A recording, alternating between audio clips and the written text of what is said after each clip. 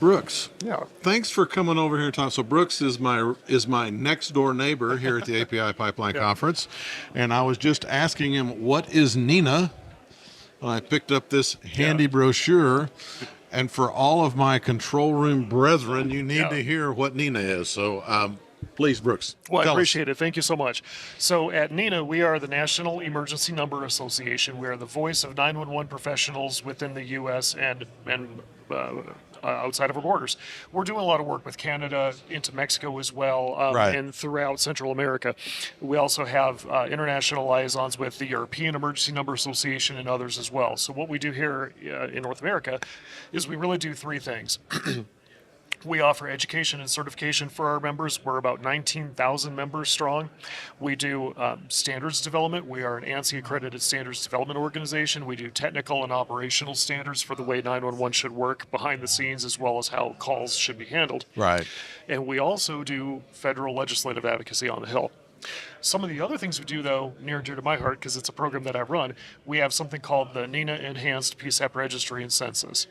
And that is a 911 call center or PSAP, public safety answering point database that contains over 6,000 centers throughout the U.S., breaking into Canada too, that shows the jurisdictional boundary of those centers, as well as the emergency contact numbers that you can use to reach them. So not just the 911, but the direct dial number. The direct dial numbers. That is a big deal. So the reason I asked Brooks to come over here is we were starting this conversation. I'm like, I should have this conversation recorded because I know that given some of the new rules, particularly around the rupture rule and the need to notify first responders, that's a big deal. And there's a lot of conversation going in the industry about how to do that, when to do that, so forth. And just knowing who has 911 jurisdiction is non-trivial, particularly for the long-haul pipeliners. It's a big daggum deal.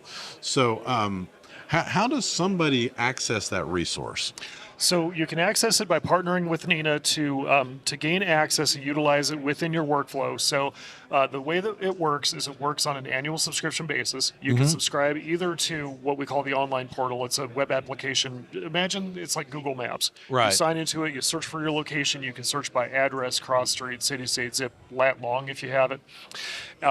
As soon as it finds a location, it will display the contact information for that 911 PSAP or PSAPs that serve that area.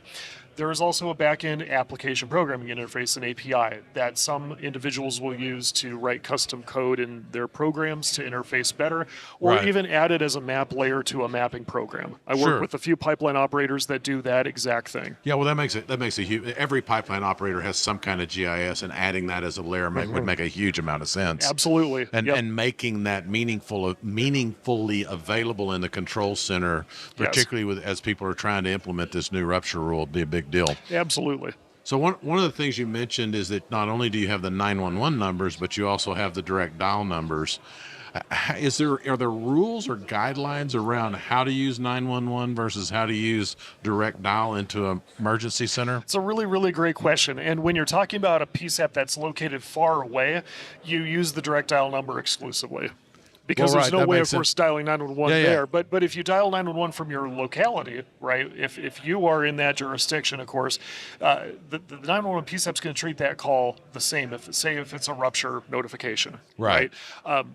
What will happen potentially is that if you call those direct dial numbers, they'll get answered by a 911 telecommunicator, but because it's not coming in on the 911 line, they may not intuitively understand that it is otherwise a 911 call. So there's some operational stuff that goes into making sure. Yeah, that's kind of what I was driving at. You tell them the right thing when they answer the phone. Well, and one of the things that's kind of a recommended practice is, for the people that are more a regional operator, the recommended practice would be you should know those first responders, you should talk to them, and you should understand, what do you want me to say when you pick up the phone? Yes. Right?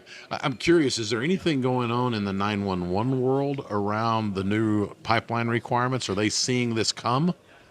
They are not. And that's it. Okay, I'm not surprised by that answer. No, they're not seeing it come. So that's something we at NENA are trying to advocate for and help people understand what this rule is and what it means. Because, of course, in a 911 center, when you answer a call, you expect to have some kind of a response. You're Right. either sending lights and sirens or something else. Yeah. It's like I'm expected to. In the skater world, we talk about alarms versus alerts. Alarms requiring action, alerts being, I just want you to know about this. Yeah. There's not really a vehicle in 911 for, I just want you to know about this. Yeah, exactly. So if you call and you say, I have a potential rupture, maybe in your jurisdiction, they don't know what to do with that. Yeah, right. exactly. That's right. That notice of just like having an alert is something very foreign to them. So we're working with 911 centers to help them understand that. And we have a conference, an annual conference that's going to be 17th through the 22nd of June in Grapevine, Texas, where we will be working a lot with our members on that very topic. And we also have some other conferences later this year within the oil and gas pipeline industry where we'll be bridging that gap as well. Awesome. Well, look, thanks for coming by, and consider this a formal invitation to come on the Full Pipeliners podcast and talk about this in detail. Well, thank you. I know we have listeners that would be interested. Excellent. Well, I appreciate this time. Thank you so much. Nice to meet you, Brooks. Yeah, you too. Take care.